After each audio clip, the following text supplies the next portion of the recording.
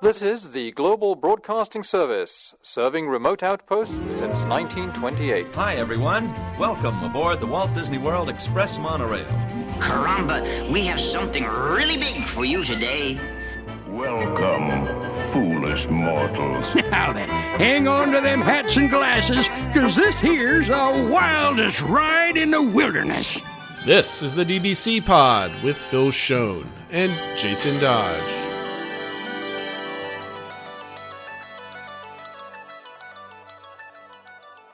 Hi, friends. Welcome to this week's pod, this show for the week of June 10th, 2024. And if you are watching this, you'll notice there's a third pane in the show. And if you're listening, we have Drew, the Disney Dude, on the show. Hello. How you doing, Drew? Thanks for coming on. Doing good. How about you guys? We're ready to talk about Tiana's Bayou adventure yet again for what I seems to be another week. But you mean you guys have me on to talk about Tiana's? I would have never guessed. I know. But I mean, this has been your thing for a while, and we're going to find out all about your journey to it, and maybe some of the fun stuff kind of surrounding your adventure into Disney fandom. Now, I didn't know if I wanted to introduce you as infamous or famous or anything else, or you're just the dude, right? Yeah. You're just the dude. But if you haven't heard of Drew the Disney Dude, you can find him on Twitter or X, Drew Disney Dude, or on YouTube, Drew the Disney Dude. I've noticed that you started posting maybe a couple more videos on YouTube than you have recently. I really need to do more on YouTube. So he's ready to pump up that content. Yeah, let's not talk about how lazy I've been. No, gosh, lazy. Come on, you deserve a vacation. Maybe a different park now, other than the Magic Kingdom, right? Before we start, just want to do some housekeeping on our social media. And remember where you can find us at the DBC Pod on Twitter, Instagram, Facebook, and our YouTube channel. Of course, Discord, where everything is going on. I believe the topic of conversation tonight is somebody wants to buy a new iPad and looking for some suggestions. But of course, we're talking about a whole bunch of different stuff. And I think later when we go over our resort rankings, Phil, did we post the results yet, or are we holding that for starting on Monday? So we posted the link so people could put in their own rankings. So if people went in there, they could see it, but we didn't really talk about it on the podcast and stuff like that. So that's what we're hopefully going to have time to get to today. Go through the rankings, where things wound up, and then people can tell us where we were idiots and way wrong and stuff like that, but maybe agree with us on a couple points, but we'll find out. So we're gonna spend about maybe 5 minutes talking to Drew about Tiana's, and spend about 55 minutes going over our rankings. Let's do it. I'll be the judge. I'll just prove or deny. Yes, awesome. All right, so first, Drew, I want to get to know you. I'm fascinated about your journey that got you on this podcast. That got you. I don't. What is your follower count on Twitter? Not that it matters, but it's like 8,000. Yeah, it's over 8,000 now. It's been pretty exponential, which is crazy. It's awesome. Grateful for it. So. But I knew you from posting your content on WDW Magic forums, just posting pictures, and it just kind of escalated from there. But I want to know who is Drew, right? Who's Drew? Are you, where did your love from Disney come? How did you find yourself at the parks? Because I've kind of went back through your timeline on Twitter. You've always been posting about Disney news for the last at least 3 years or so. Yes. I think I went back to around 2021. Yep. Mm-hmm. Yep. So what led you to get to that point? Did you grow up Disney? Have you ever always been in Florida? Who are you? Yeah, I could go starting with Disney. It really came from my parents. I was born out in Orange County, California, and I kind of say that we made our way across the country. Now I'm in Orange County, Florida. So I was born in Orange County, California. Now I'm in Orange County, Florida. But my dad took me on It's a Small World. He always tells me the story. He snuck me out from the Grand Californian one night, way after my bedtime. He took me on It's a Small World. And just the fact that my parents loved Disney when they were, when I was a baby, and took me there, and being close to Disneyland, and I kind of just, like you said, grew up with it. So it's kind of I feel like a lot of people can relate to that, just growing up around the parks. And then when you grow up to the parks, you continue to do that. And then when you have your own kids one day, you take your kids, and it kind of just cycles. And I feel like a lot of people could relate to that. 100%. Yep. But moved to Texas when I was 4, lived in Dallas for 12 years. And this is something that I've always wanted to talk about. So you're talking about me. But yes. Whenever we lived in Dallas, I didn't have Disney. I just had Disney stores, right? Sure. So I was always at the Disney stores. I vividly remember when Tsum Tsums launched. I was obsessed with Tsum Tsums. And like I thought that just like going into the Disney store and seeing like the new stuff, because like at the time I think that before all the Disney stores got shut down, which I'm still sad about, because like for me it doesn't necessarily matter because I have Walt Disney World in my backyard, which I'm extremely grateful for. But like Disney stores were all that people had, like that was Yeah. your thing. That's your little bit of magic. And whenever there was like actual park stuff in the Disney stores, I remember loving going to the mall after school with my mom and just checking everything out. But like another thing is, I was fascinated with arcade games. No one knows this about me, but I played arcade games at a professional level from that's when I started making content from like 2017 until we moved out here like a couple years later. Arcades was what I was fascinated with. And there's a couple on YouTube. Their YouTube channels Plush Time Wins, Angel and Crystal. I remember that they were my favorite creator at the time. And when I first they did like meetups around the country, and they came out to an arcade in Dallas called Round One, and I met them, and I was hanging out with them all night because at the time I was like, these are my people that I like. And he's like, man, you're really good at these games. You should start a YouTube channel. And it kind of comes back to And like, just for context, you were what, in high school at this time? I think I was like 15 or 16, man. Yeah, like Okay. 2017 was around when I can't remember when I like first started playing arcade games and like realized I was really good at them, but it was like 2016, 2017, I think. I think I uploaded my first arcade video on YouTube. My YouTube channel at the time was the Midway Maniac, which was inspired by Toy Story Mania, because you are going to the Midway, and Yep. Dave and Buster's arcade, which is like a massive chain, their arcade is called the $1 Million Midway. So I was the Midway Maniac from arcades and Disney. So even that had Disney inspiration. But they were like, yeah, you need to make YouTube content. So arcades were like my first thing. Like I was playing these games. I could send you guys the videos. You'd get a kick out of them. I was playing these arcade games at such a high level that the arcades would change the settings on the jackpots so I could no longer win high value prizes. It was fun, but like that was when I really started with content, was through arcades, because I loved kind of figuring out how to beat these games. And I've always kind of like thought differently about life and how can I do something at the highest level possible. And arcades was where it really started. But it's funny, once we moved out to Florida, because we moved here simply for Walt Disney World. Like my Drew the Disney Dude, that is my family moved out here for Disney. I remember I was on Main Street a while back with my dad. He's like, we should move here one day. And it was just like a joke at the time. I didn't take that as a joke. And here we are. We've been living in Florida. Do you have any brothers and sisters? Yeah, I have two older brothers, but one lives in Dallas, one lives in Alaska. I don't get to see them a lot, unfortunately. But so I'm kind of like an only child, so to say, just because I don't get to see them a lot. But now we're in Florida, man, and it's like you said, like I've been posting stuff on Twitter for these last few years, kind of like news, because I've always kind of come from an angle of how can I provide something with my content? Like if I'm going to be on social media, why am I here? Why should someone follow my content? You know what I mean? Anyone can pick up a phone now and make content. So Sure. why should they watch me? Why should they take time out of their day to follow me? And I've always liked the news because that's what I'm interested in personally, like the new stuff. And I'm not to the point where like I'm constantly fixated on what's new, because I'm also very big on appreciating what's been here.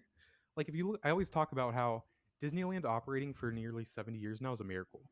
I don't think there's enough appreciation that goes into the parks as a whole and just like the Walt Disney Company.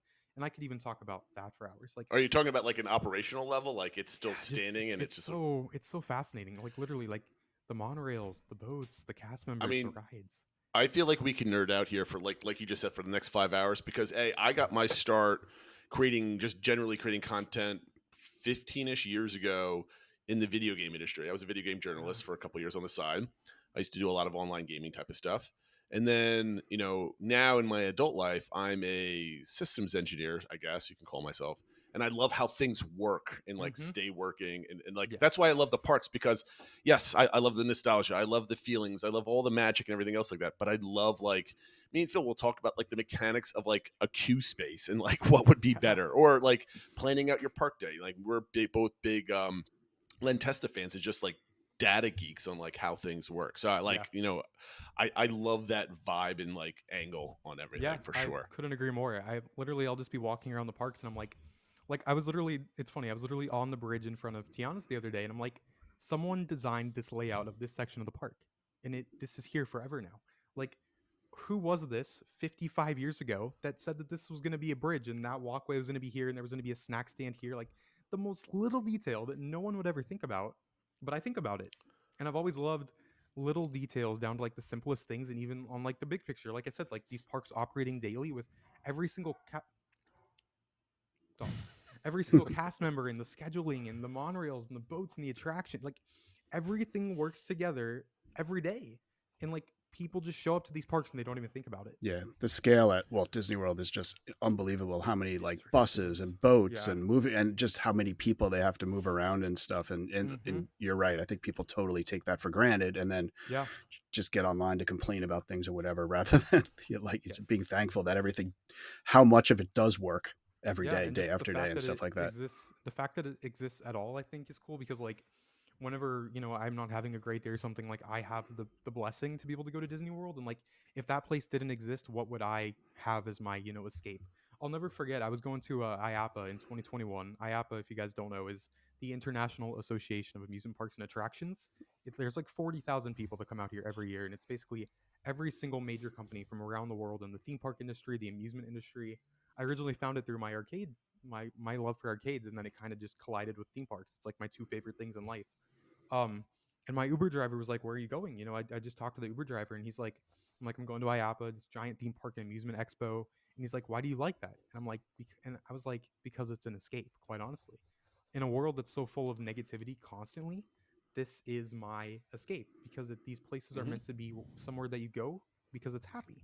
Like every time I step into Magic Kingdom, I'll just realize like a few hours later, like, oh, I wasn't thinking about real life because I was here. Well, I mean that's what it is. I mean, anybody listening to the show, that's what Disney World is, and everybody like you go very regularly in your daily life. Phil goes, twice a year randomly, like one family vacation, one like somehow you end up going to some work related thing. My work doesn't get me down to Florida, unfortunately. Whenever somebody says, "Hey, anybody want to do the tour down to Florida?" Like, I think I could take that one on. I could handle that one. Yeah. Yes, Phil randomly sends a picture in Discord, and he's sitting at the bar at like the Polynesian or somewhere else, and I'm like, come on, it's a good place to be. Not fair. Okay, so you moved to Florida. You're kind of doing your arcade gig. Your kind of mindset is content, and like we said before, 2021-ish. You start kind of like, your Twitter didn't have a lot of commentary from what my brief view through things, but it was mostly like, hey, check this out. Retweeting like Scott Gustin or DisneyParks blog, or like, hey, check this out, and making sure whoever follows you had, or people that were in either your community or your friends and family that were following you, were aware of things going on. Yeah. And I mean, that's the good thing about social media, right? You propagate good information that you enjoy, and you kind of push it out there. So, now let's start at 2022, 2 years ago. How often are you going to the parks, and why are you going to the parks on a regular basis? Yeah, so I think like if I were to like generalize my time since we moved out here in 2018, I feel like not including these last 5 months, because that is the outlier. That doesn't count. No. That's not normal. It might be the new normal, but like it's not. Well, now it is, which is crazy. Yeah. But I would say like twice a week, really, just to like go have fun. Like I wasn't creating enough content when we first moved out here, because I had horrible anxiety of filming around people, like crippling anxiety, to where if I was around people in the parks and I had this camera out, I could not talk. Like it was really bad. And I still have that a little bit now, but believe it or not, just from people liking my content has given me that confidence to go do it. And I truly don't care anymore. That's awesome. Which, it is really cool. It's really helped me out. But kind of coming back to your question, I really just did it to go enjoy the parks with my dad most of the time, because my mom didn't really like want to get a pass, and she has some health issues and didn't want to go out to the parks. But I remember the first thing that we kind of really did when we moved out here was I wanted to get 500,000 points on Toy Story Mania. Oh, yeah, there's the arcade, right? I gotcha. Yes.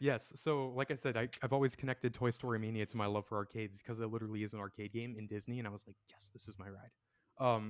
But I went on Toy Story Mania like over 100 times, and I finally hit 500,000, and that was a blast. But like, okay, well, let me stop you there. What was your strategy? What was your strategy on getting on there as much as possible, as fast as possible? You had to have it worked out, like time of day, certain day of the week. What was your strat? Any weekday. I haven't done this in a while. Like I haven't done this in like 5 years. But there was a period where we could go to Hollywood Studios any day of the week, and like from like that last hour and a half until closing, I could go on like 5 or 6 times. And I would literally work up the muscle in my arm from going on 5 times, like 3 times a week, and I eventually hit it. Like these little things that like, it's so niche, like no one else is doing this. But like I was like, whenever we would come out here on vacations, I would hit like maybe 300,000 points, because I didn't have like the ability to practice. And I'm like, all right, I'm going to get that 500,000 point game. and I unfortunately lost the video of me, my first reaction when I got that first $500 Oh in the no! game. But I was like, yes, like I was screaming, like I was so hyped. But coming back to like 2022, that was when we actually moved back up to Orlando. There was a point where I wasn't in Orlando, like 2021, and that's why I started posting news, because that's all I had was like the official news. But when we moved back up here, I don't remember exactly what I was creating, but I think it was more Twitter stuff, if I'm not mistaken. I think I was just kind of continuing that. Let me dive deep into that, because you moved to the Orlando area. You moved away, it seems. Is that correct? Mm-hmm. So you went from being able to go to the parks on a regular basis, and you kind of without really thinking about it or planning about it. Yeah. And then you stepped away. So how long were you away from the Orlando? I was area? away from Orlando for a year. A year. Hopefully it wasn't forever. So when you came back, did that somehow like spark a little bit more energy and like being in the parks and kind of doing an appreciation for what I had before without necessarily realizing it. Like, I've always appreciated the parks. Like, sometimes I'll just be walking into Epcot and I'll just stare at Spaceship Earth for a few minutes, and I'm like, damn, that is right there. I'm so grateful that I'm here. But it really kind of did make me realize, it was right around when Cosmic Rewind opened, when we came back up here, and I was like, man, it really is cool to be back here. But even then, I still was like lacking that motivation to create content. And I know we'll get to Tiana in a little bit, but that's really been like my thing that kind of sparked this fire, and it's still burning, which is crazy. But yeah, man, it kind of like stepping away from the thing that you love and just being devastated to lose that for things out of your control. But then fortunately being able to come back to it. And now I'm like, oh, wow, this really is what I care about deeply. Like you said, it's the passion. So 2022 turns into 2023. Tiana's closing, or Splash closed what, December or January? No, 22nd. January of 2023. Yep. Is that were you? Because I know I think I read somewhere where Splash was a special ride to you from a childhood version. So why don't you go into, because we're going to talk about like the community reaction a little bit later, right? And a lot of that is rooted in people's nostalgia for Splash as a child and everything else. So why don't you talk about why it has a special place in your heart, and maybe in that up until 2023 January, the end of 2022, your reaction to it coming to a close, and some of your last moments with it. So let's kind of surround that. I think my love for Splash kind of started from when I was a kid. I remember loving that attraction just because it was so perfect in a sense. Like, it had the music that everyone loved, it had the thrills, it had the characters, it was bright, it was upbeat, it was happy. And when I was a kid, I had no idea what Song of the South was. I didn't know what Song of the South was until 2018. I actually thought Splash Mountain was 100% original Disney.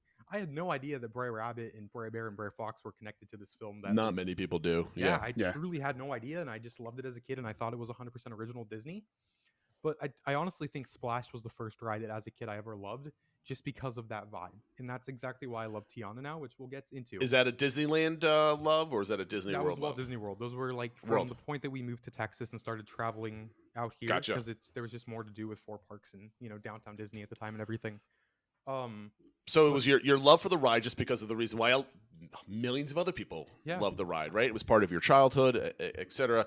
So now you find out that it's closing. What was your initial reaction when we started getting those announcements? I remember, I think it was around 2018 when there was that petition, like a concept of a Princess and the Frog replacement for Splash. And I was like, oh, that'll never happen. This is Splash Mountain. And then, on that random day, they just dropped that tweet and they're like, oh, new adventures with Princess Tiana. And I see that. I'm like, oh, wow. Like, what? Like, I was like literally shocked that Splash was closing. Like, arguably the most iconic Disney ride of all time with the biggest fan base. Was that summer 21? That was summer of 2020. I think it was 2020. It was even longer than that. Okay, I think it was June 25th, 2020, if I'm not mistaken, which at the time, Walt Disney World was closed. So when the parks first reopened, like, everyone was flocking to Splash. Like, this is it, Little at the time did we know that we still had, like a year and a half until it actually would close. But you never know with Disney these days. But yeah, like, it's nothing special. I loved it as a kid, and it's like those memories of that, and like losing one of those favorite things. Like, I'll never forget one of the trips when we lived in Dallas coming out here. So like in that scene where Brer Rabbit is leaving, and the little thing says like "gone for good" on his like little house because he's away. I remember I drew that and put that on my door because for some reason I thought there was gonna be like people coming in our house and they would see, oh, Drew's gone on Disney World and he's got this Splash. That's just how kids' brains work. But like, I love that ride to like where I was drawing things about like the ride and I was putting things on my door because I'm like, oh yeah, that's what Brer Rabbit did. But like, I really love that attraction, and I was super fortunate to go on it like 11 times in its final 3 days. I was going on it as many times as possible, just like appreciating it. I think my last ride, I was crying so much that I couldn't even appreciate the scenes because my eyes were just full of water and like I could not see out. And I'll never forget like that fine. I was in row one on my last ride ever on January 22nd, I think. And the splash of the water kind of like got wiped away my tears because it was just like a mix of tears and water. But yeah, like I love Splash and I'll never not love Splash just because of what it meant to me. But kind of coming back to like what you were saying about the original announcement for Tiana, it's kind of what I love about it now that it's open, so to say, with previews. But just like the technology was the first thing that came to mind. I'm like, oh, this is our chance for them to actually pour some new money and technology into this thing, and that's what we got with it. So what were you gonna say? I'm sorry. No, go ahead, finish. So I was just gonna say, like, I was super shocked and kind of bummed about losing Splash. And whenever Splash closed for a while, I didn't document Tiana's because I was still kind of against it. I'm like, they're ripping out Splash Mountain, and I didn't want to process it. But even back from like I said, like 2020, I was very optimistic, cautiously optimistic, in a sense of this is going to be a new story that I'm sure I'll love just because of the technology improvements, so to say. So you okay, Phil? I was just going to say that was similar feelings that I had too, was like, because obviously I love Splash and how well it was designed and all that sort of stuff. And when they announced it and that it was kind of confirmed that part was staying, right? They're not like tearing down the ride and stuff. I was like, okay, so it's still going to be the bones of the ride, but with all the new technology and, because obviously a lot of the animatronics in Splash were showing their age and stuff like that. So I was like, I think I was kind of like you, trying to be optimistic, like, okay, the core of this great ride is still going to be there, but the technology has me excited, or at least optimistic, like you said, for what could come. So, okay, so we're going to fast forward. You are sad to see it go. Very emotional moment for you. Yeah. But you're also excited, right? So you have this blend of excitement. And I really appreciate that because I don't like when people's attitudes are, we got to keep it the same forever. No. Walt was never like that, even though people like to quote Walt for whatever reasons for this. But I always liked seeing change and the evolution of things and things come to go. And to me, I personally, I respect the feelings of people changing it because of the racial undertones of the whole thing, and I respect that, and I feel those vibes as well. But I'm also excited just because I want to see what Disney can do next, right? Yeah. So, okay, so again, it's closed down. We're now into 2023. When did you start knowing that you're going to be covering Tiana's? Is it like now, like 5 months ago? I forget exactly when it's funny, switch was. This first year that Tiana was under construction, I was following it closely to like when I went to Magic Kingdom, I'd snap some pictures of it and check out the site. But I think I was like, part of me, like looking back on it, I'm like, should I have been documenting this more? But then I'm like, we really didn't know much about what this ride was going to be. So like, I can't regret what I didn't do, if that makes sense. Like, I've talked about this with a couple people, but if you think back to like when Splash closed and we started to get like a little bit of details from Disney, it was kind of leaning into the backstory. It was like all this employee-owned co-op stuff. But that was because they weren't ready to reveal the like meat and potatoes, which we have gotten recently. Like if you look at the advertising from this attraction early on versus what happened in the last few months, it's a night and day difference. Well, I don't even consider the original stuff like advertisement. It was just DisneyParks blog kind of giving you a little like people make a mountain of a molehill out of like the weather vane stuff or whatever. I'm like, this is Disney just throwing stuff out there to make you sure like Tiana's is coming in the future. But again, that's the problem that I have though is that Disney never intended for these backstory details of, oh, this is Tiana's next chapter. She's got a business. This is the setup for where you're going to be. Like you said, everyone turned it into this massive controversy when it was just the backstory. Like, that's why I'll kind of coming into the question of when did I start covering it? It really started in January of this year. It was like a year after Splash closed. But that's because that's when we first got the big details for the ride. I'll never forget, I think it was like January 5th or January 17th, somewhere around a year after Splash closed.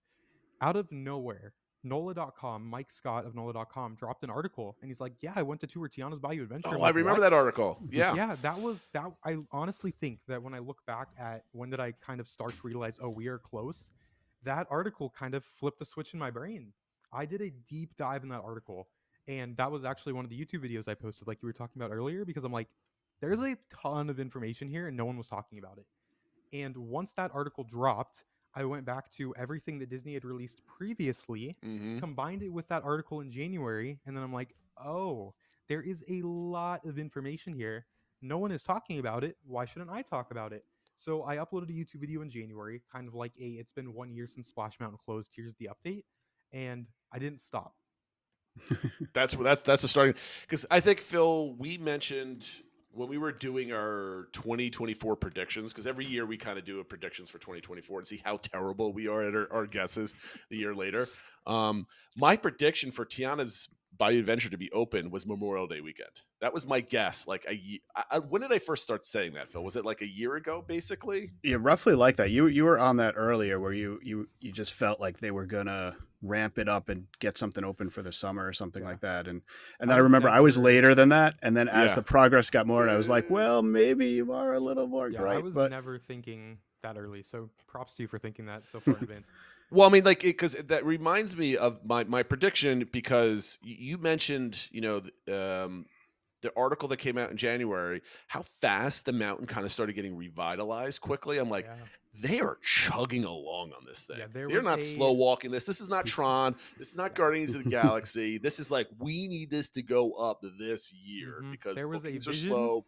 Yeah. There was a vision and there was a goal, and that goal has been hit with with some technical difficulties, to say the least. But hoping those are figured out sooner than later. Well, that's why they're previews, so they can iron out these things, right? That's what they're doing. Okay, so we're talking 6 months ago at this point, right? You start ramping up. This is kind of where my Bayou adventure began, so to say, if you want to play on the name. Yeah. So, what was your routine? Like, obviously, in the last, let's say the month leading up to when you finally got your previews, your routine was massively different. So, what was your routine like as you kind of, let's say our start point was in January, our midpoint was March, and our end point was like 2 weeks ago.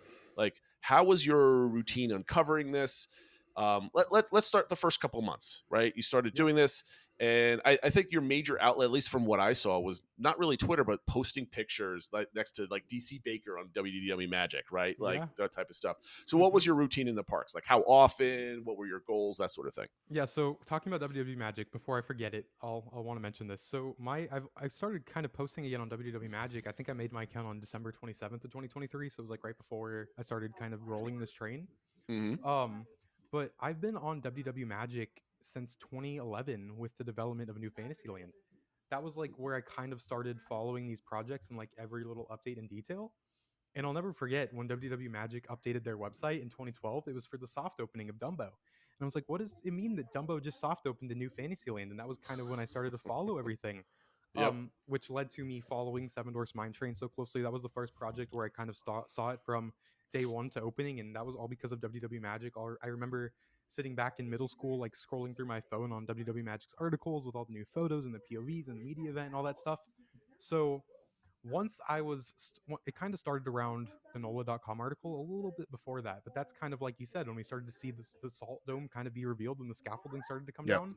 Yep. I think it was kind of around like mid-November when scaffolding was there, but you could see what was underneath it. And it was really transformed at that point. And I was going on to WW Magic. That was kind of when I first started checking out the forums again. And I was like, DC Baker is posting photos, but no one else is. So for those people that don't live here, I want to be able to do what I enjoyed back a decade ago when I was like 11 years old. And that's that same mindset, giving back to kind of like what I enjoyed. I wanted to do that for people who can't be here. So I'm like, if I'm at the parks, why am I not going to post these pictures?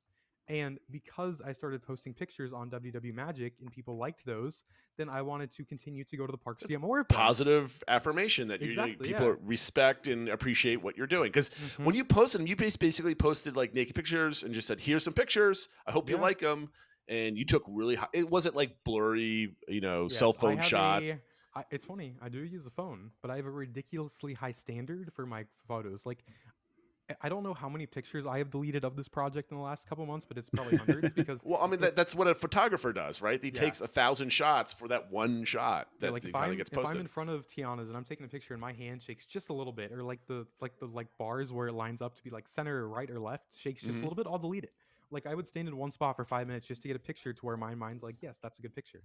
But yeah, I think it kind of like people like acknowledge that, oh, these are good pictures and who is this kid and why is he posting stuff out of nowhere? but it all came back to that mindset of I enjoyed this when I was 11 on WW Magic, so I can do that now because I have the blessing of being able to go to the parks multiple times a week. So I think that that's kind of like where it started when I was looking for updates myself, and then I realized I don't have to look for updates. I can be the updater because no one was doing it. I don't So was it remember. like in November or was it in January? Were you It- now labeled yourself the updater? I would Mentally, definitely at say least? January. Okay. But I do remember back in November, I was in Magic Kingdom at one point, and I had realized how much work had happened since the last time I was there, and I was like, "Damn, they are working here."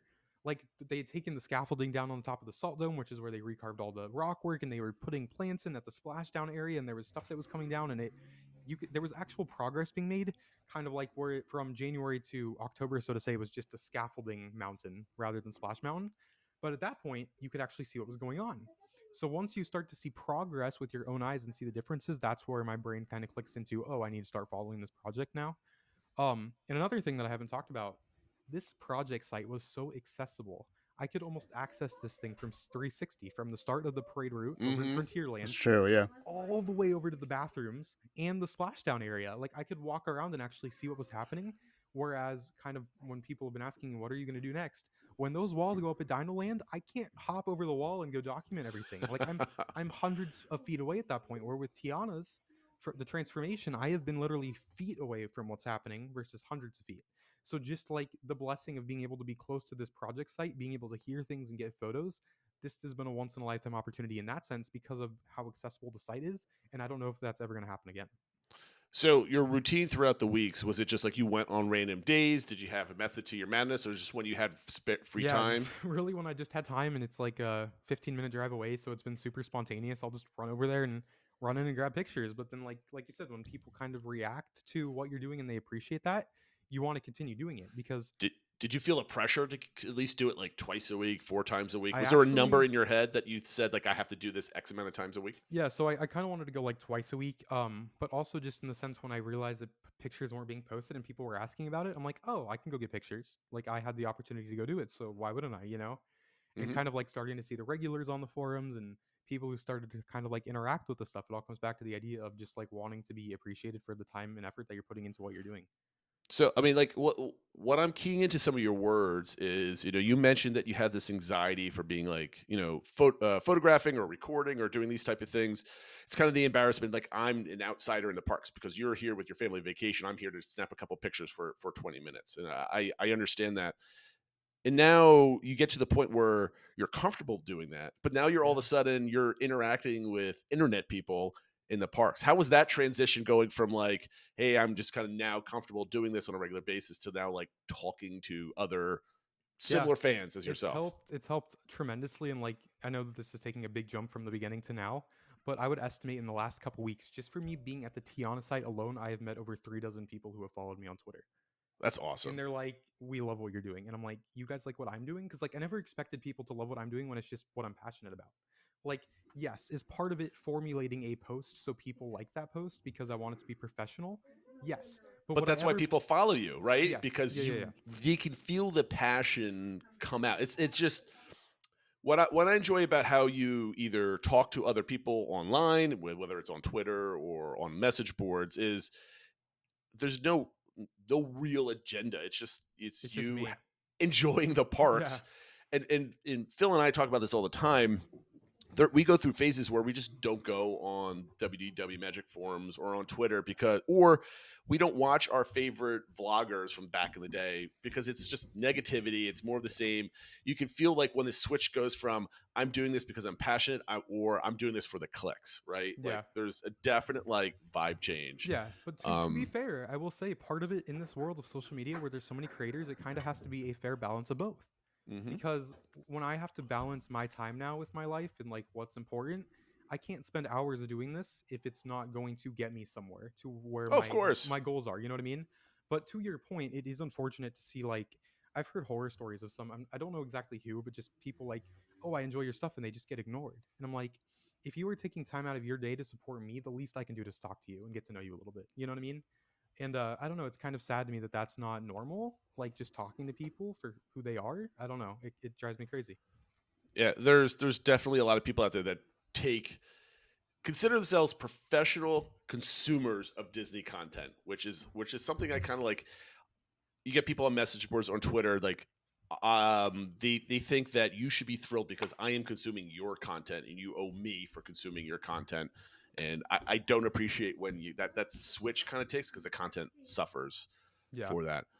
One of the questions I had was, do you have any help for any of this? Or this is just me. you grinding This it is out? literally just me. Yeah, I take every single picture, I write every single caption, I take every single video, every single conversation I've had with people. This is 100% me. I do work with other creators. I work with Gavin and Mickey Visit and Serena Living by Disney, which I help out with them because their pages are massive now. But for Drew the Disney Dude, this is 100% me. I've not had help on a single post ever, as far as I know. Yeah, I didn't know if you had some just somebody being able to drop you off because instead of having to park and waste 30 minutes an hour of your day, my that type of parents thing. do drop me off at Contemporary sometimes just so I can run in it, which is faster. Oh, that's awesome. But in I terms of love the content- support structure conversations people have. Like, it's Yeah. there's people that just simply dropping you off rather than you having to trudge through the Yes. TTC, take the monorail, and all this Yeah. stuff. You could just kind of get out there. Yeah, I would not have been able to do this if my parents didn't support me with it. So that it all starts back, at that too, and kind of like how they got me into Disney and how it's evolved into now this becoming like what I do, which is crazy. But- I've got two more questions about the lead up. Yeah. Before we start talking about the ride itself, we're 35 minutes in. We haven't even mentioned the ride yet, which is good. I like this because this is an awesome conversation. One question I asked before, and I don't think you answered it because I'm asking like three at a time here. No, you're fine. When you're at the parks, how long are you there to get your shots? Are you there for an hour, 15 minutes, maybe 4 hours, or is it a little bit of each, depending on your schedule? There's been some days where I was literally in Magic Kingdom for 15 minutes. I ran around, I grabbed 20 photos, and I was out. But there have been other days where I was literally in Magic Kingdom from park open at 8 a.m. to midnight. Wow. So I would say my average has been a few hours, kind of like there was like a period where I was literally picking up on when Imagineering was active, and then I would leave once it was done for the night. But like I think it's kind of I went to Magic Kingdom so many times that I'm kind of having a hard time remembering at what point certain things happened. But there was like a time where they would start log testing around like 3 o'clock, so I would get there at 3 and I'd go home around like 9. So those would be like 5-hour days. But then like once ride testing started and they kind of shifted to like rides at night, so I would go from like 7 to 10. But I don't know. Are if you there just was, hanging like, out at the ride the whole time for this 5 hours? I would literally you're just just loop sitting the there. area. Yeah, because like this is something that I don't talk about a lot either. But I have very sensitive ankles, so I cannot stand in lines for long periods of time. So a big part of why I've enjoyed this is because I've been able to walk around and I keep my ankles loose, so to say, so they don't lock up and start hurting. So I just would walk around the site and whatever I see, I post. But I think like to answer your question, I don't know if there was like a period where I would go and kind of have like a set time. It would be anywhere from 15 minutes to 2 hours to 4 hours. It would kind of be basing around what was happening around the site, if that makes sense. Sure. And if there was activity and new stuff to post, then I would stay there and do that. But not necessarily a set time because it was kind of impossible to predict what was going to happen for the day. So, how did you get to? Because I saw that you started recognizing the Imagineers, the social media team. Yep. How did you get to know some of those people?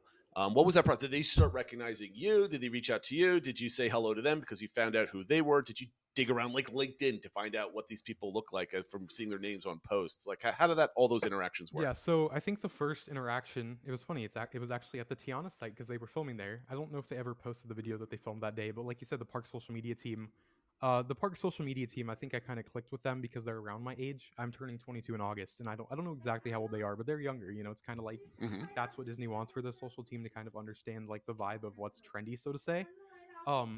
But I kind of just got to know the social media team just through following all the Disney Parks posts and kind of whenever they've been posting a decent amount of videos lately where they will show their faces, kind of making it more personable. And when I saw them filming, I just walked up to them and said, "Hey guys," and they were like, "Oh yeah, we've seen your comments on our videos," because I have a bot for the TikTok videos. And every single time they post, I see what they post. So if there's something cool, I can share it first. Yep.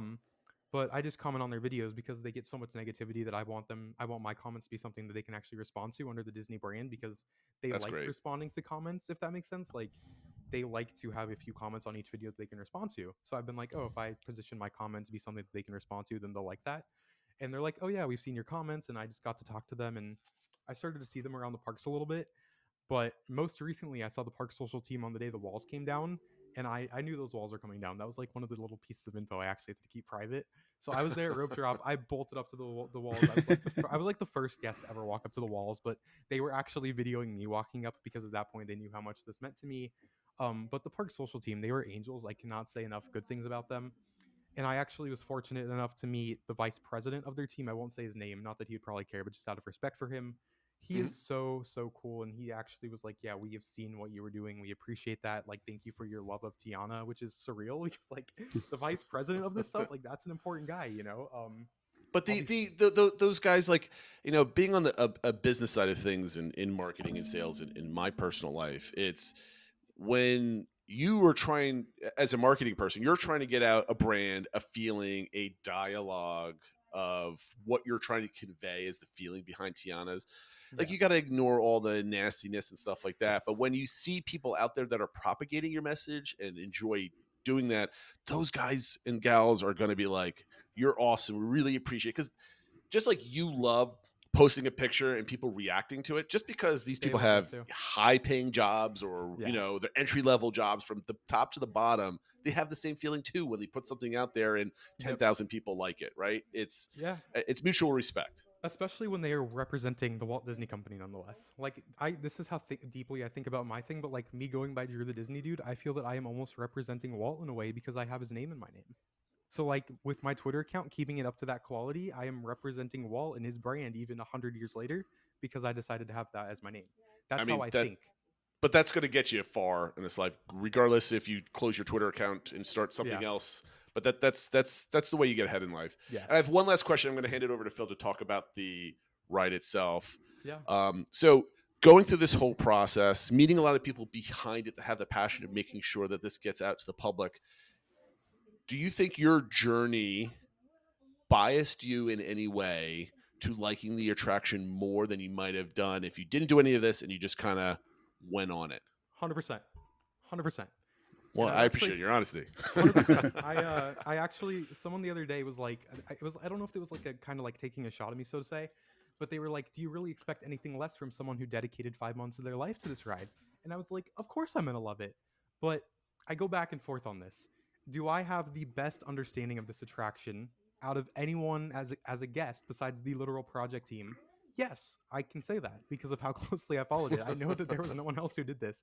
Like, my understanding of this attraction has been 100% accurate just about for the last 5 months. So I knew exactly what to expect. On the other hand, like you said, am I biased as a result because I've developed this emotional attachment to this ride before I went on it? Yes, I 100% understand that. So it's like I go back and forth. Am I the right person to ask because I have a fantastic understanding of it and I knew what to expect? Yes.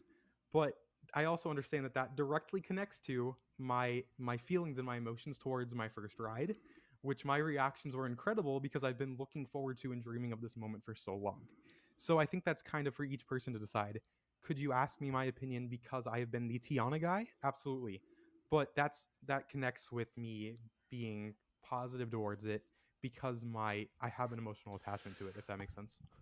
It does. And honestly, I don't, for the context of this conversation, I'm not sure I care too much whether you liked it or you didn't like it. Cause I'm really fascinated about, you know, you being Drew the Disney Dude to becoming the dude, right? Underlined, bold, italicized about it.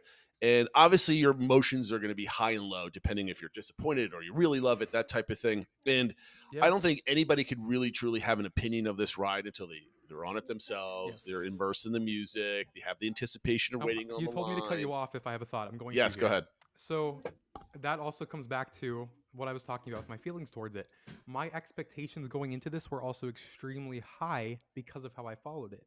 So when I got off of it and I liked it, I think that also says a lot. You know what I mean? People are like, is he going to admit that he didn't like it? But I truly did love it. I've been on it 3 times now. I've had days to process it. And I still am finding myself today wanting to go on the ride. And I was sad that I couldn't go on it today.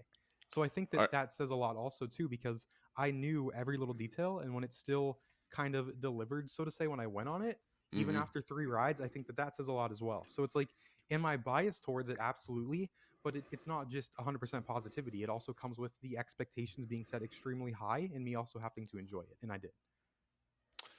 Phil, one yes, Drew. Like Yeah. we kind of have to get to actual ride itself Yeah, so- after this preamble. So go ahead, Phil. Yeah, so let's talk a little bit about the ride. And at this point, you've the lead up to it, and when you got your first ride, which you were one of the first days that you got on there. Yeah. I guess go a little bit over how you were feeling that morning. Like I'm sure you were kind of excited, but maybe a little anxious, and like what is the reality going to be? So maybe if you could walk through that a little bit, and then kind of what that feeling was like when you were on the ride for the first time in real life. Yeah, so I said this the other day with Chris and George at Orange Grove. That was like the closest thing that I felt to like the night before Christmas as a kid when I believed in Santa. I could not sleep. I was tossing and turning, and I'm like, it's funny because like a few weeks ago, I was like, I'm glad I haven't been on this ride yet because I still have that memory to look forward to. But now that's gone. I'll never get that moment back. Very happy that first ride was perfect, kind of like you said, because I was there that morning. But kind of leading up to it, to answer your question, I could not sleep, and just like, it's funny. This is like one of the things where me following the park so closely, I pick up on little things that benefit me greatly. So my friend John, who invited me out, our time slot was 10:30, which on paper was the second time slot. But he's like, do you think we'll get to go on when we first get there? I'm like, absolutely, because they let you check in 90 minutes before. So at that point, I already had put the puzzle pieces together that we were grouped with the first time slot. And sure enough, when we got up there, they were giving us the same color wristband as the 10 o'clock group. So I knew that the second we got these bands, even though it said 10:30, that by the time we got on the monorail and walked back there, that the ride would be open. Sure enough, we walk back there. None of the other cast members have put this together to walk back there, and the ride is quite literally empty. Queue line is empty. The Walt Disney World ambassador team, Serena and Shane, are out here. They're just talking. The radio show's blasting, and there is not a single person in this queue besides us. It's funny. People were like, "You deserve to be one of the first guests on," and I quite literally, it ended up happening. That's I was amazing. one of the first guests on this ride. And you deserved it because you put two and two together and went over, not just because you had the I was wristband. like, we need to get over here now because I put, like I said, I put the puzzle pieces together. Even though it said 10:30, that was BS, so to say. You could go on. Because of that same color wristband as the first group and being able to check in early. But kind of just like walking back there, that was the first time that I saw the walls down around the queue, and that was also the first time I heard the radio show. So here I am processing that I'm about to go on this ride for the first time, but also being able to walk into this area that I've been standing 20 feet outside of for months, taking hundreds of pictures of, and then actually getting to step into that space, hearing the radio show that I've been talking about for months. And just looking at the bar, and it's alive. Like it goes from being a construction site to being an attraction overnight. Yeah. Which is it's just so cool to kind of see the years worth of work activated with the flip of a switch, so to say. So yeah, it was definitely, I have a video. I could send you guys my video of just kind of walking around. I have just a giant smile on my face. That's not something I'm going to post publicly because it's not like, my reaction is for the world to see. That's something that I want for me. But I was just smiling the entire time, and my friend Johnny is an ECV, so we actually got to cut back through like the exit, kind of skipped the queue and walked into the load station. And I'll never forget like the smell of walking into the load station. You could tell it has that new ride smell. And because the ride was just open for the day and no one had picked up on it was open, all the logs coming in were empty. So it was kind of like my moment to just appreciate this attraction for the first time when no one was there.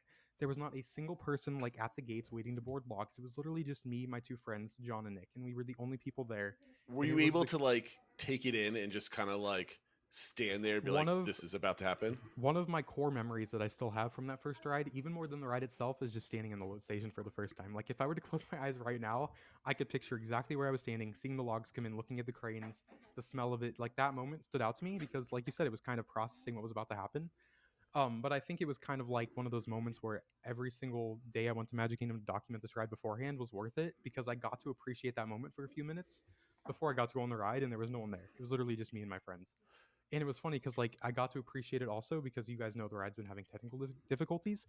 There was like a 2-minute period where the logs weren't coming into the load station, so we were just standing there talking to the cast member. And she was like, yeah, as you go on it, you'll see that there's different lines of dialogue. And it was kind of just like a moment to appreciate what I was about to experience. So just even like before I even got to go on the ride, everything kind of lined up perfectly, even better than I could have dreamed of, like getting before the first ride.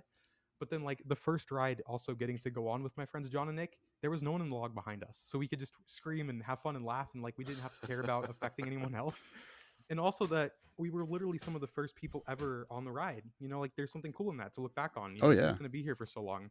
But I think kind of wrap up answering your question, like I was super anxious, but also kind of my heart felt like full in a sense to finally get to go on what I've been looking forward to for so long now. And even though I just started documenting it back in January, I mean, kind of like we talked about earlier, even from the initial announcement to Splash closing, I was still excited for it. I just wasn't known as the Tiana guy at that time. So I think that first ride experience was pretty much perfect in every way. Not only getting to have that kind of intimate moment, walking up with no one there and just being able to soak it all in for like 10 minutes, and then getting to go on with two of my closest friends with no one else behind us and just getting to react the way I wanted to, and having a perfect ride with no issues and no stops. Like our log went through every scene, no breakdowns, all of that. I'm very grateful to have a first ride with no issues, so to say. Yeah. Phil, before you go on, I have one more question before Okay. we get to your next one. Because this is how my brain works, and it's neurotic. So if I was the first person on, I would panic that I would not be able to go through the queue for the first time. Like I'm bypassing all this. Like, did you like I can't wait to get on the ride, or did you have this like little nagging thing in the back of your head, like I just missed all the queue? I'm gonna have to go back and kind of experience that for myself again. Yeah, so Like- I was actually more concerned about just getting on the ride because I knew Okay. that this thing was having I was there on May 30th and I saw May 30th was the day the walls came down. That was their B-roll commercial shoot day that I was told about that I couldn't talk about. But that was the day that this ride actually really started having issues. If I posted on my Twitter the delay spiels of Michael Leon Woolley as Lewis, that was because the ride was literally breaking down even when they were trying to film. They ended up filming after sunset with lights on the actors because of how many technical difficulties they were having. Okay. So kind of going into this day, just the fact that it was open as we walked up, I was like, let's go. Let's get it done. Let's not risk it. Let's go. It's Yeah. cool because like I haven't walked through most of this queue yet, so I still haven't experienced that. And I think that that's cool that I haven't done that yet because I still have one little itty bitty piece to look forward to. Yeah, that's a good point. Yeah. But yeah, honestly, I was just wanting to get on the ride. Just get me in a log, get me through this 10 minutes with no technical difficulties. Let me enjoy this first ride because I always kind of think about if I have an issue on the first ride, I'm never going to be able to overlook that because it ruins it quite literally. But like I said, everything just fell into place, and getting to kind of take in the load station for a little bit and hear the radio show without people talking, it was just there. Like it was kind of like this little private tour, so to say, but it was unintentional. That's really cool. And the way that it lined up was perfect. Great. And now that you're on the ride, and like we said, we're not going to go scene by scene or anything like that, but just what were your overall impressions and kind of the feel of it and the vibe of it? Like, and did it kind of meet your expectations? Did anything kind of surpass it or surprise you or anything like that? Kind of just your overall feelings of getting of the actual ride, knowing what you knew about it leading into it. Yeah, so I think that it kind of surprised me with how natural it felt. Like, I think I've talked about that a lot with. I think I want to try to get more information kind of out of them in a respectful way, kind of being like, was your creative vision, Ted Robledo, the creative director, who I've had the pleasure of meeting a couple times now, he is a real guy. He is not a suit. He's just a dude, and this is what he loves doing. But that's what people forget about a lot, right? They just think they're just a name without actually having a person with feelings with creativity. Yeah, like that is one thing that annoys me whenever I see people say like, "Oh, the Imagineers today don't care like the old Imagineers."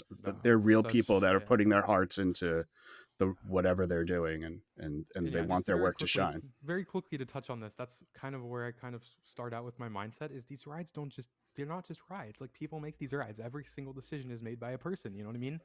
Like the average guest will just say, "Oh, Tiana ride, let's go on it." Whereas I'm like, "Who made this? Why is this here? Why was this decision made?" Every single thing, every single frame of a movie, so to say, but with a ride. Mm-hmm. But kind of coming back to answer your question, just like going on the ride, I was kind of surprised at just being in that environment again because that was Splash Mountain, and that's what I love so much. But seeing it transformed and kind of picking up on a couple parts of where certain things were, but also how unrecognizable it is because of how Bayou it is. It feels very real. Like these scenes are dark and you were literally just floating down the bayou, but you come along these characters so naturally and they're performing. And I don't want to quote Ted too directly on this, but when I talked to him kind of about how things are more spaced out, he said, music is tough. I know that's exactly what he said, and that's all I'll quote him on. But when he said music is tough, my takeaway on that was kind of, I was like, oh, if they put these scenes too closely together, they are going to clash with each other because music is loud. And they have to just space these things out a little bit because the music needs to have its own moment. And if we're supposed to be coming across these bands in the bayou, finding them, then they need to be spaced out a little bit. So we have the first band, and then, oh, Tiana and Lewis have now found a second band. And, as you go on and go on.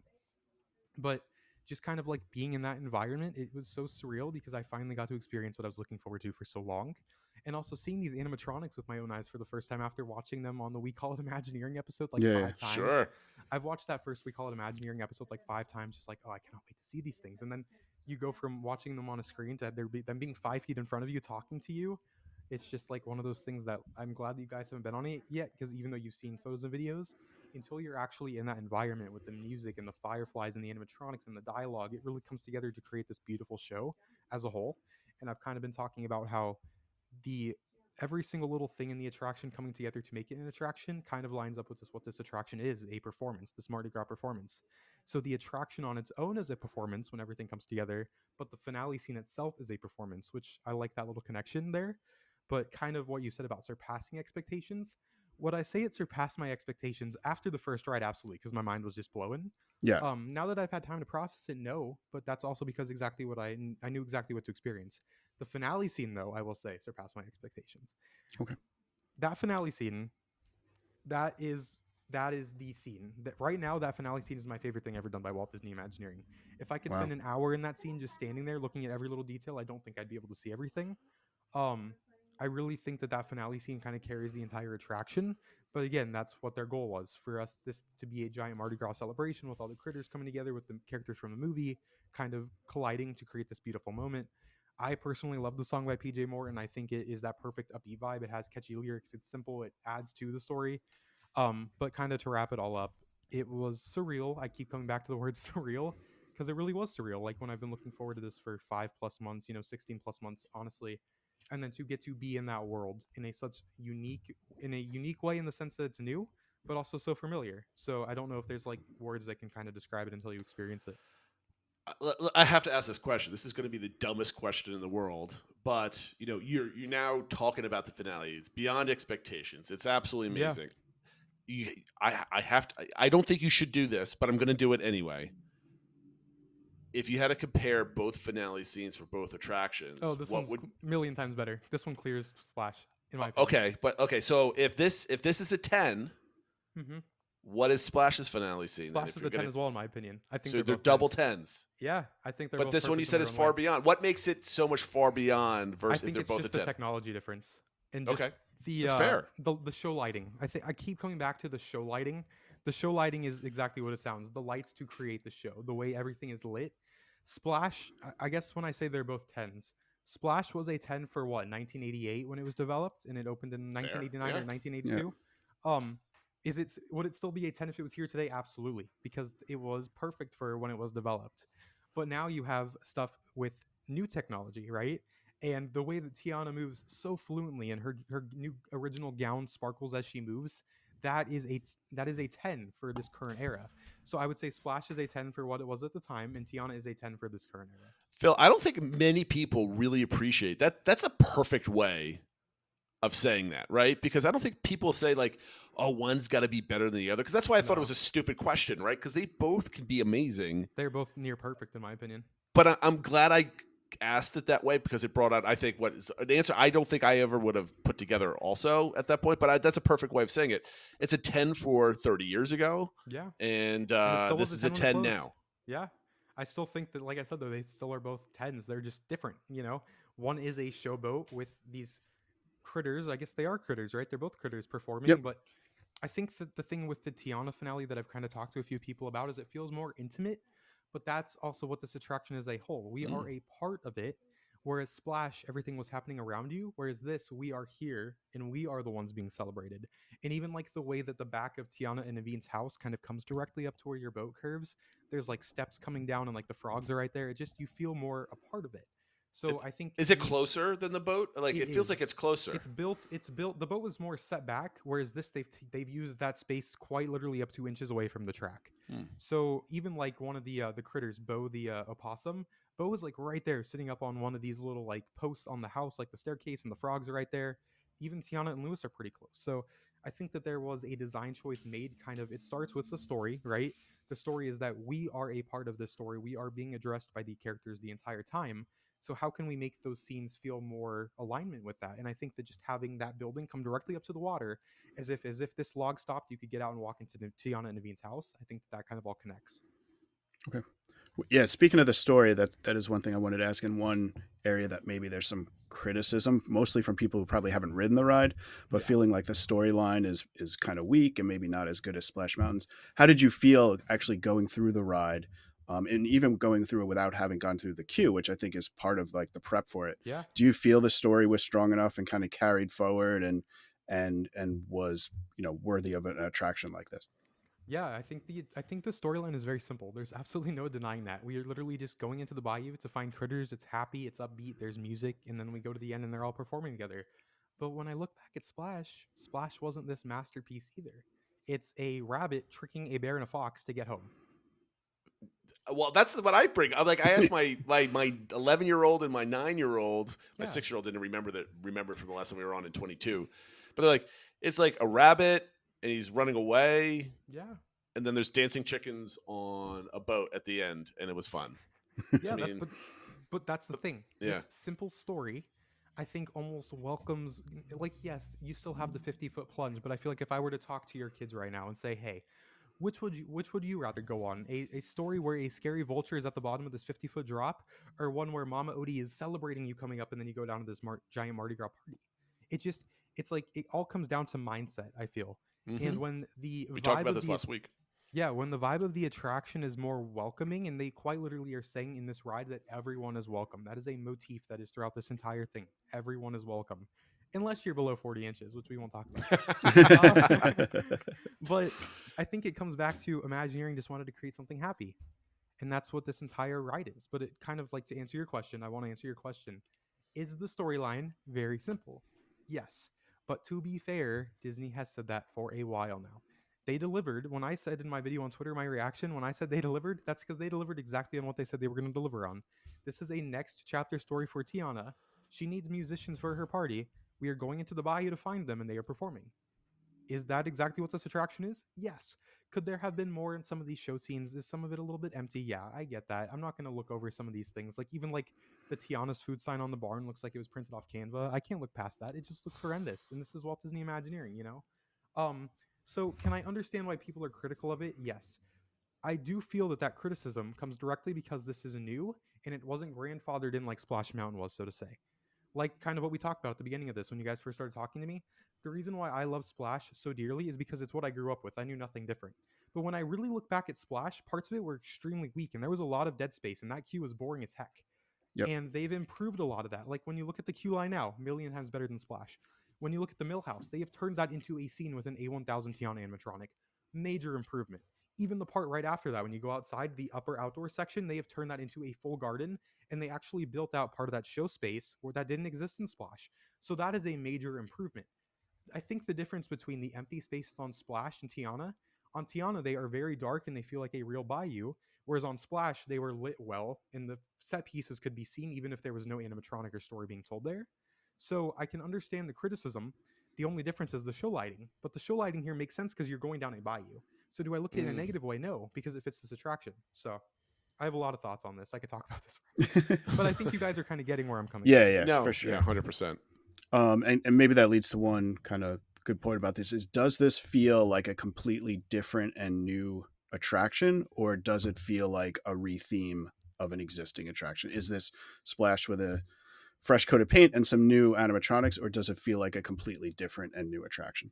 Yeah, so I think I'll kind of tie this into Frozen Ever After and Maelstrom a little bit, because when people are like, oh, it's just a retheme, the difference between Maelstrom to Frozen Ever After is that literally is just a ride sitting inside of a box, right? They changed the queue a little bit, the load area, they added that new piece of track, they kind of enclosed that waterfall that you could see, but it really is just a ride sitting inside of a box. Whereas with this, it's Imagineering has even talked about this. Sharita Carter was kind of like, how can we do something new into this massive structure? Like that, this mountain, which is now, you know, the Salt Dome, whatever you want to call it, you can't get rid of that. Right. So like, it still feels very Splash-esque, not only because this massive, why is there a fly on my hand? Not only because there's this massive structure here, but because it's a 10-minute long ride. They don't do 10-minute long rides anymore. You know what I mean? Like, everyone's like, oh, they should have built the Princess Tiana ride from the ground up. I'm like, no, it would have been 3 minutes long, and then you guys would still be complaining. This is a 10-minute long ride. So would I rather have a 10-minute long ride with maybe a couple of little empty parts that feel like a natural bayou with beautiful music playing and fireflies above me? Absolutely. Because I want to feel like I'm in that world for an extended period of time. I love Tron Light Cycle Run as a roller coaster. I love that attraction. That launch is phenomenal. One of my favorite attractions. But it's a 60-second long coaster. So I don't feel like I'm ever fully immersed because it's over so quickly. Whereas when I go on Tiana's Bayou Adventure, I feel like I'm actually in the bayou because it's a 10-minute long ride. And it all leads up to this beautiful finale, which, like I said, is my favorite thing. So is it a very simple story? Yes. Does it feel like Splash Mountain? Yes, but that's because it was this massive structure and it's also 10 minutes long and you just can't overlook that. But I think that the way that they incorporated what they could do, because I always say that it's never the creative's fault, just from what I've learned in this industry in the last few years. Things that I can't talk about publicly, but I firmly believe that these creatives are never the ones responsible for what we get. That's not great. There's always something happening above them. So that's why I'm extremely happy with Tiana's, because it's still an incredible attraction, especially a 10-minute long ride where there's so much to fill. And there's definitely those parts where you can tell that they had to come up with a last minute idea maybe to kind of fill everything in. But again, this attraction is centered around music. And when there's music and fireflies playing and it feels like you're floating down a bayou naturally with beautiful show lighting, I'm not against that by any means. Do I understand why people might not like it? Yes. Do I love it because I understand what it is and what the artistic vision was? Yes. So Great. It can go both ways.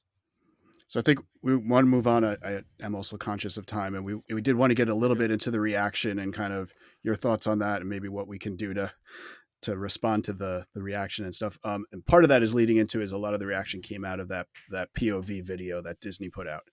And I guess if you could, I can tell from your reaction that you probably have some thoughts, just kind of on that compared to actually experiencing the ride, but then also just in general, like, what are your thoughts on Disney even releasing that, which seems surprising, and kind of like why they did it and that sort of thing? I want to add an overarching question for this whole thing. Yeah. I recall that you went dark on social media. I did. When was that in relation to the POV video? Before you start answering Phil's question, I found out a few days before that POV was going to come out, that POV was expected to drop. At first, I was surprised, like you said, why would they be releasing a POV for this ride? Then I realized it was actually the most brilliant thing that they could have done. Unfortunately, the execution made it the worst thing that they could have done. Okay. I say it's the most brilliant thing they could have done because they had the chance to reveal this attraction with the most professional footage you could ever get, make this reveal so good that no one could complain, and they did the exact opposite. That's what kills me as a Parks fan at my core. The reason why I think that they wanted to reveal this attraction first is so that, starting with the previews for the cast members that we saw on June 3rd, so that from June 3rd until opening day, they had months and like a full month of promotion, so to say. Basically have everyone promoting this attraction for them. So what better way to do your own reveal, kind of starting with the We Call It Imagineering episode, and then lead that into your cast members recording it, like an official reveal by the company, which then says, oh yeah, we've already revealed it, so we want you guys to record. Go, please promote this ride for us. So I understood the decision on why they did it. It was a marketing decision. It's not spoiling their own ride. It's revealing what we've been working on for 4 years in a professional way. The problem is that it was not professional. Yeah. No. Yeah. I'm just amazed because the reaction online was absolutely stunning when the Imagineering show was on, right? Everybody's like, the animatronics are amazing. Like, even the biggest hate, or became the biggest haters, were like, that's a catchy tune. I really like it. Everybody with Brer in their username on Twitter or anywhere else was like, I actually like this. This is great. Yeah. And then the POV dropped, and it's just like, it went from like all the way up to all the way down with people's like feelings towards this whole thing. Yeah, and I think what I keep coming back to is they shot themselves in the foot. Yeah. They had the once-in-a-lifetime opportunity to, like I said, reveal this attraction in the way that they wanted to. You have unlimited access. You have the Imagineering team on your side. You have all of your social media people on your side. And I will say, this POV was not filmed by the social media team that I know. They were not allowed to do, like, the stuff that they posted on TikTok was, and those were fine. But that's because that's all they were allowed to do. I don't want to. I would have guessed that was them, because that was like more of a social media TikTok-esque type shots. It was not them, which is which kills me, because they were not allowed to do their job. And like, I don't want to pretend I know who made these decisions, but I hope that whoever made these decisions does not get to make these decisions going forward, because it's just, this is way too important of an attraction to not reveal professionally. And I've watched that POV a couple times now. Like you said, I went dark on social media because I was avoiding spoilers. I wanted to go into this spoiler-free experience. When was your going dark? So I never went fully dark because I still wanted to update people. But what I did is I pre-wrote my captions on Twitter. I would then attach the video, click post, and I'd close my app.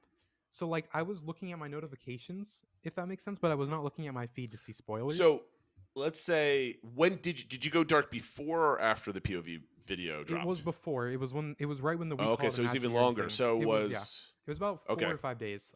It was really when it was when they said that We Call It Imagineering episode was going to reveal the song and footage. I knew that was stage 1 of we are revealing our ride so we can promote this thing for a month. That I viewed it from a marketing decision, which it 100% is. People are, like I said, people think that they're spoiling the ride. No, this was them wanting to reveal their ride to be able to. It was going to get spoiled the next day anyway. Exactly. So it doesn't really why would they want a cast member video to be the first thing, even though the quality they released was kind of worse than a cast member video? Hey, Phil, do you think the person that did the promotion for the Star Cruiser also did this POV video? I don't know. I'm just throwing that out there. I don't know. And that's like, the thing is, like, I know these people, kind of like what we talked about earlier. Like, they are talented. Like, even though these social media people that I know are around my age and more younger, they have a very good understanding of what they need to do. But they can only do so much of what they're allowed to do. I saw that they went on the ride a couple times, but they got some fun videos of like the lift before the drop and like some cast member integration of the finale, and like they did a pretty good job. And like, am I sure that that's exactly what they wanted to do? No, but they only got to go on the ride like 3 times, and that was also their first time. So like they're recording something for the first time rather than knowing when to put my camera here, the angles and stuff. Yeah, exactly. But I don't even remember what the question you asked me was. Quite honestly, I've been ranting for. Well, I think I mean, it was getting at all this and stuff like that, but just the POV and all that sort of stuff, and then now the negativity that's come out about it. Yeah, and, so like I will say about the POV is there's editing mistakes in this POV too. Like yes, when the video I mean, you could tell by just watching it that they're skipping things. There in the very first like quarter frame of this video, there's like a little circle in the top right before it even cuts to the camera on the ride. Like someone didn't even edit the beginning of the video to cut out this editing mistake, and I don't even know what this circle is. But if you watch the video, there's like a little circle that pops up. It's like a black screen, and then it goes to the ride. But the big thing that I realized when I rewatched the finale, if you guys go onto the DisneyParks YouTube channel right now and go to the Tiana's Bayou Adventure POV, go to the part where it's in the finale scene. Tiana's audio does not line up with the animatronic. She is singing Special Spice, but that animatronic's lips are closed. So even editing mistakes that me as a 21-year-old that would do a better job on my personal Twitter somehow slipped through the Walt Disney Company. And that's where I'm like, I know people, like I said, and these people are smart. How did this happen? And that's what I really want to find out. I don't know if I'll ever be able to talk about it. It's probably going to be very off the record. Yeah. But right now I can talk about it because I'm just speculating. I think it all comes back to, it's very sad that Disney's first ever Black Princess attraction had so much hate around it for whatever people want to hate on it about. But then when the Walt Disney Company doesn't even represent it in the way it should be, that's what kills me. Because it really is a beautiful attraction. I'm not just saying that. Like, I genuinely love it. Like I said, I want to go on it again, and I was sad I couldn't go on it today. Like, if I could have gone on it today, I would have. But it's really sad that the POV did not do it justice. Like, even the editing mistakes where, like, the audio isn't lining up, but even, like, the fixed camera that's literally locked onto the ride vehicle, it's rigged to the vehicle, specifically in certain parts where the characters are cut off, mostly in the former Laughing Place scene with the Las Renitas Verdes frog band. There are 2 frog audio animatronics that are on the left side of the track that you literally could not see in the POV. I remember watching the POV. I was like, there's like one animatronic in this whole scene. Really? All you can see is Myra the frog because she's on the right side. So when the ride vehicle is going on the track to the left, you can only see what's on the right just because of the way the cameras work. You know, if the track was going to the left, you could see what's on the left. I think personally, POV videos for any attraction are a horrible idea. Yeah, because there's a couple of things that if you could just take it for what it is and just enjoy it without having any expectations or allowing it to shade your opinion of it, you just kind of want to see it and just leave it at. Extremely hard to. Though, oh, absolutely, because we can't do that as humans, right? We set so many expectations. Our mind instantly goes to opinion. And like, I'll add on to this because, like I said, I try to be real as possible. People have been calling me a shill lately, and I'm like, come on, let's be real here. I will say there are 2 sides to this, but I'll talk about this for a few minutes if we have time. When I watched the first POV of Anna and Elsa's Frozen Journey in Tokyo Disney Sea, my reaction was extremely good. And then that's where I kind of go back and forth. Is it fair to form an opinion on that good when I haven't experienced it? I don't think so because I haven't been on it yet. But I also think that comes down to each attraction being individually lit. The show lighting is so integral, right? Mm-hmm. You can't compare Anna and Elsa's Frozen Journey to Tiana's Bayou Adventure because you are in this beautifully lit ice palace in Arendelle, right? But on Tiana's, it being dark is accurate because it is a dark bayou. So the POV does not come through good for Tiana's because of how the attraction is. Does that make it bad? And no, it's a Bayou adventure. That's exactly what this is supposed to be. You know what I mean? There are 4 elements that POVs are horrible at translating for a new experience. They're great when you want to rewatch it, just try to relive some memories, that type of thing, because you've had that experience. first of all, you're going through the attraction with blinders, right? Mm-hmm. So go ahead and just get just go like this through an attraction, see how much you miss by just not even being able to turn your head. You're missing quite a bit. Mm-hmm. You are not immersed in the music and the sounds and everything else like that. I'm going to cut you off. I'm sorry. Don't forget your thought. Yeah, go ahead. Tiana's Bayou Adventure at its core is a musical attraction, and Ted confirmed that to me. So that's something that can only be experienced in person, and that's why I loved my first ride so much, is because of how upbeat and happy it is. Okay, say what you were going to say. Well, I mean, like you might be able to convey that, but like it's all that music is coming through a cell phone speaker that's now being put into maybe your PC, your computer, your whatever it is that you're listening to. It does not translate well because you're not getting a full 3D effect. You can't hear the stuff that's coming it's up. 360. Yes. You can't hear the stuff that's behind you and to the sides, and you can't discern that. Yeah. 3, the lighting sucks on cameras. There's so many people's cameras do auto correcting on light. You could just see for a lot of pictures that people were sharing, like a lot of your pictures of like as they were testing the lighting at night, back in like April and beginning of May. Sometimes you took pictures and the light bleed or the saturation. Yeah, and to your if point you of weren't the careful about that, my phone literally autocorrects in low light. Like I'll have to hold my hand still for 2 or 3 seconds, and then it adjusts it to make it look better. So like, even though I was posting pictures of what I was seeing, it wasn't accurate because my phone literally cannot translate what you see with the human eye. And then what you were going to say. And that's what's a big problem on rides. And the third one is this attraction has screens. And there's 2 instances where I didn't think the screens looked really good. And that's where Tiana's like, when you're shrunken down, Tiana's like peering in. And the picture of Mama Odie, like kind of above you as you're going down and then going up the lift. Okay. Yeah. Both of those instances, they didn't look good. But then again, what screen looks good from a cell phone camera? I will tell you here. So it's funny. I'm glad you mentioned this because this allows me to talk about what I've experienced with my own eyes now.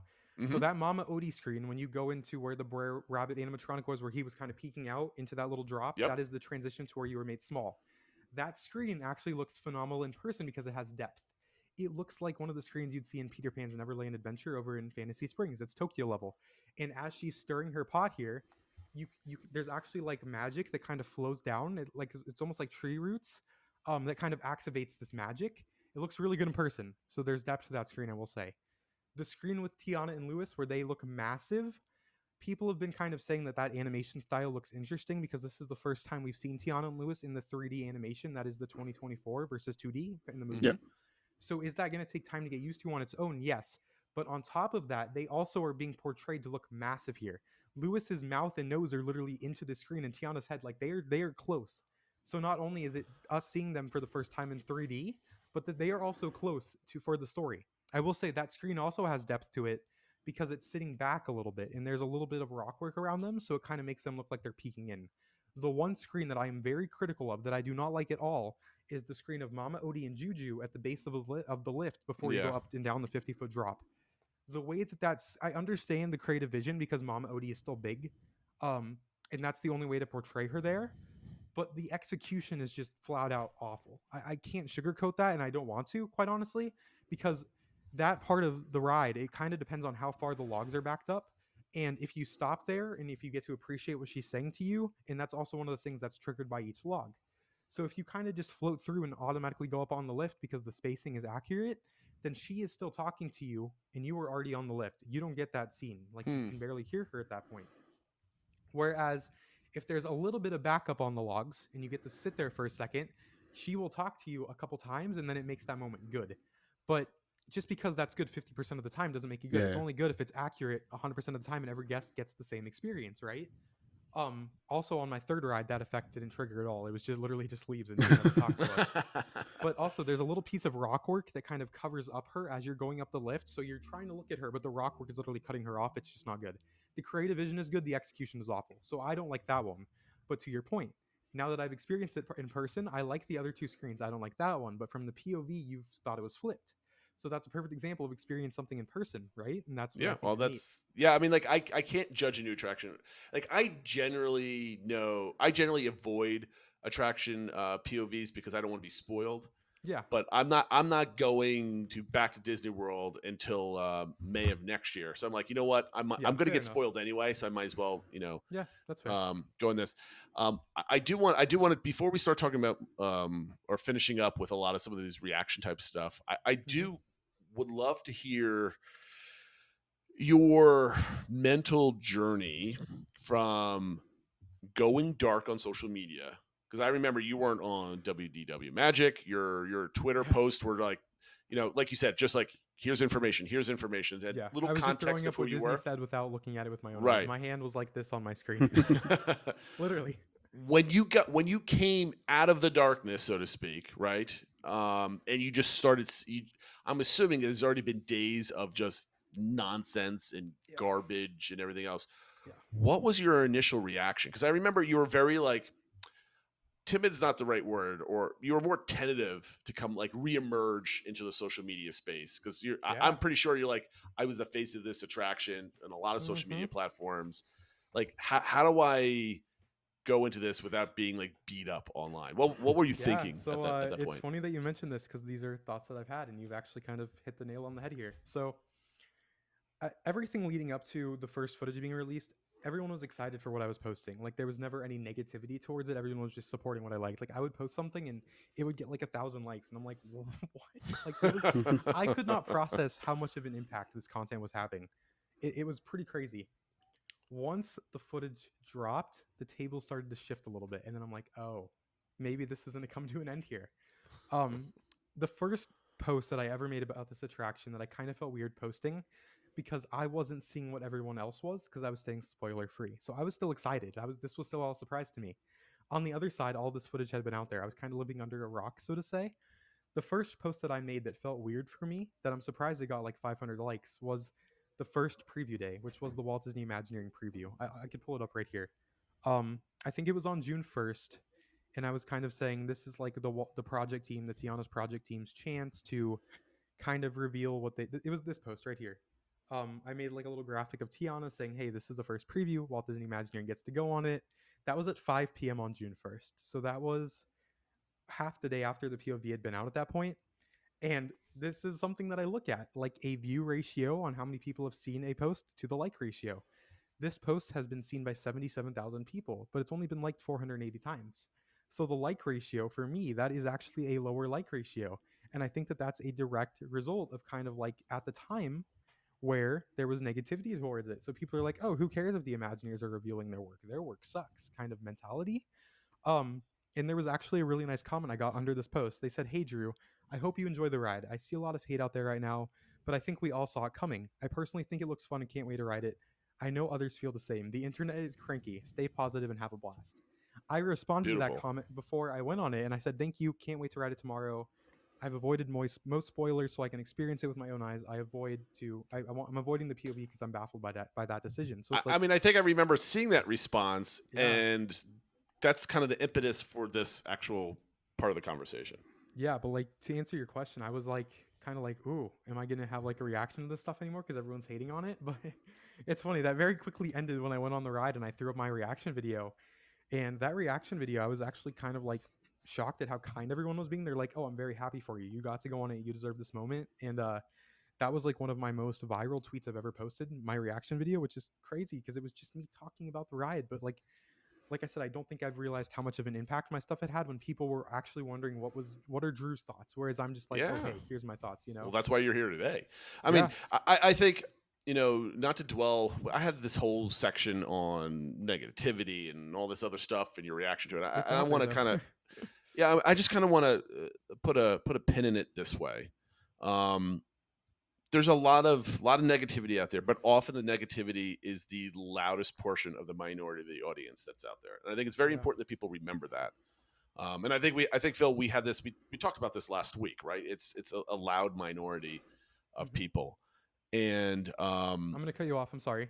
Yeah. That has been proven through my content's numbers. If you literally just look at the numbers on how much my content has been interacted with over the last few months, the amount of likes just speak for themselves. The people have been happy for this attraction, right?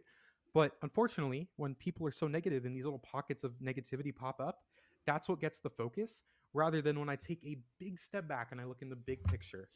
the amount of support I have received is wilder and greater than I could have ever dreamed of if I could have like written down, oh, this would be a cool number to reach, or that would be cool, like a milestone to hit, so to say. So like when you really take a step back and look at the overwhelming support that I have received, just me, for this attraction, that I think really does speak volumes versus, like you said, the loud minority. I don't want to use the word minority because it like has a negative connotation towards it, but it really is that. So it's kind of interesting to kind of take a step back and being like, wow, people really have appreciated what I've done. And the numbers, I don't like to focus on numbers as much as they matter for what I'm doing. It really does speak volumes. And thankfully it didn't affect my experience. Just watching my reaction video makes me smile to this day, and I'm very glad that I have that video. I mean, if the people that are listening, just going to give you who Drew has been or what he's looked like this whole time. He's been nothing but smiles and excitement and everything else. Like, this is not a guy that's like, oh, this ride was horrible. Oh, I can't believe I'm on this podcast right now. So happy, yeah. He's been a joyful experience throughout the whole thing. And I just want to say one more thing before we end this. And I say, if there's somebody out there that's just being too loud or too repetitive, because there's plenty of those people out there, just ask them, have you been on it yet? And usually that gets a lot of people to kind of just shut up and just chill. Go on it first, and then if you still don't like it, then do whatever you want to do. And I think that's fair. And that's I want to leave. Go ahead. Just really quick, what I will say is I've actually had the privilege of kind of talking to people in person and being like, hey, what do you think? And like, all I've been saying is go into it with an open mind. That's all I ever ask. And like people who are like, even like the people that I know, a couple friends who have said it was okay, I didn't really love it. They even said like, I want to go on it a few more times. And I'm like, okay, cool. And if you don't like it, then that's fine. Just go into it with an open mind. The last thing I'll say is when we go, if all three of us were to go see a movie at AMC right now, when would we review that movie? After we watch the movie. Right? After the movie, yes. So it's like, I'm not going to go onto Rotten Tomatoes and review Despicable Me 4 before I see Despicable Me 4. You know what I mean? So why would I review an attraction that's meant to be seen with my own eyes before I go on it? Especially an attraction, because it's nearly 360 immersion. Even a movie, you're just watching a screen in a beautiful theater. And even that, something that you're just literally watching on a flat screen, you review afterwards. So why would I review something beforehand that's meant to be experienced in person? That's all I'll say on that front. So what's next for Drew, the Disney dude? Are you going to be just setting up camp in Animal Kingdom? Are you going to have, shows of your own? What kind of YouTube? Like, are you going to be a Resort TV One type of park streamer? Like, what direction? Now that you have a platform and you've built it, now you have a reputation for quality content, content that matters. That's just not clickbait for the sake of content. Like, what if you feel like sharing? I don't know if you're ready to share, but like, where are you headed? So I think that this attraction not only has opened my eyes to like content, kind of like what you just hit on, but like life as a whole. Just like it's kind of really opened my eyes to, kind of like I said, I love Splash so much, and I never would have expected that my favorite attraction got destroyed in a way. But then just opening my eyes and giving this a chance has opened my mind to so many things about life as a whole, and just so many things. I could talk about that for hours, but content more specifically, just what people turn to me for now. So it's like I have a responsibility to continue to do that. And update wise, whatever I can update, on Test Track, Tropical Americas, Big Thunder, news, like valuable information that I can actually give people, like info, like valuable stuff that's facts. I will absolutely continue to do that, but I need to do more now, because kind of just like getting asked to come on stuff like this and talk about me, like that's not something that would have happened 6 months ago. No one knew about me.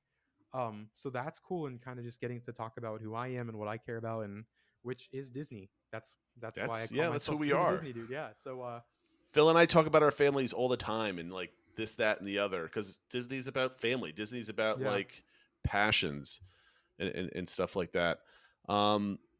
So the only piece of advice as a content consumer, not a content creator, and if I were in your shoes where I was younger with additional free time, because I don't have any with 3 kids, I'm looking for something unique, and you provided that in spades over the last 6 months. You were amazing at providing awesome pictures, good, just plain commentary. That's just, this is what I think, and here it is. And I would love to see more of that, whether it's you're updating a part of the park, but you're not just somebody that's taking a picture of a piece of food and you can see your fingernails in the picture type of thing, right? Yeah. We don't need any more of that content. No. We don't need that content at all. So no, I really appreciate your angle, and I'm excited to see what you do next. I appreciate it. where plug something like where can they Yeah, find so- you? Where are you going to put most of your work? Yeah, so I mean, I think a lot of people just know me for Drew Disney Dude on X. I would love for my username on X to be Drew the Disney Dude, but there's like a character limit, so I had to shorten it down a little bit. So there's that. But like YouTube, Drew the Disney Dude, I definitely want to start doing more like just me, because people have started to kind of turn to me for me now, which is interesting. And I kind of want to start leaning into that a little more, while also providing quality, like kind of walking you through what I'm seeing with my own eyes, rather than just posting a picture, being like, why do I see that? Why am I thinking that way? So yeah, X Drew Disney Dude, YouTube Drew the Disney Dude. I need to start posting more on Instagram, which I have. I have TikTok and Instagram. I just don't post on them, but those are Drew the Disney Dude as well. So I kind of want to turn it into everything, where I'm kind of going on all cylinders. But I do have some goals to work with a certain company, which might stop that. But that's kind of in its early stages, where I'm kind of hoping to go to, which has kind of come together in the last couple weeks, and where I'll even be tomorrow. At my Don't first get meet. burned out. Please don't get burned out by trying too much. But No, we appreciate that. That's fair. But I mean, I also, like you said, I have the time, so why wouldn't I kind of lean into what I'm having success with? As long as you're having fun, that's all that matters. Yeah, but I'm hoping to have some conversations with some certain people at a certain event I'll be at tomorrow and on the 10th. So I think that this, like I said, it's kind of opened my eyes to things that I've dreamed of for years, kind of coming back to like January 2021. And to have one ride kind of open those doors to get to know people that I've wanted to talk to for years, it's like, whoa. That's So awesome. I guess I don't know where my path has kind of taken me yet, but right now I'm exactly where I want to be, and I'm grateful for that, and I'll take it one day at a time. I mean, Phil, this is the like Disney story, right? We see somebody come from, a quiet corner of the world, and now he is on social media and stuff spawned in like out that. of nowhere. Yeah, and it's awesome. Phil, in true DBC pod tradition, we do not have time for our game. We've gone quite a An hour while and a half, over but the. that just goes to show you how, when you have three people who think so similarly and are passionate about something, how we just talked for an hour and a half, and it maybe felt like 45 minutes to me, quite honestly. And When I was talking to Chris and George at Orange Go, we've talked for 2 hours and 20 minutes, because it's just natural to me. Like when I'm talking about something that I'm truly passionate about and care about, I can talk for hours. Yeah, so thank you guys Phil and I for the same allowing way. me to talk about it. Oh, yeah. Thank you. Thanks Phil, for coming on. in true show fashion, did I forget anything? Did I forget to ask Drew any like really important questions? Because I know I spoke a lot today.